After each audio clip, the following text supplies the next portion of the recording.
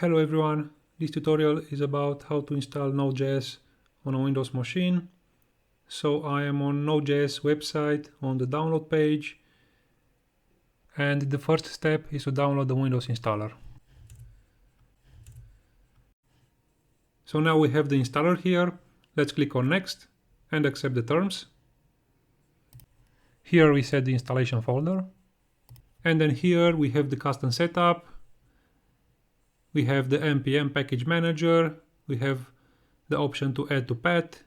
Let's leave it like this and click on next. Okay, some npm modules need to be compiled from C or C++ when installing. So if you know you have such modules, just select this option. Otherwise, click next and install.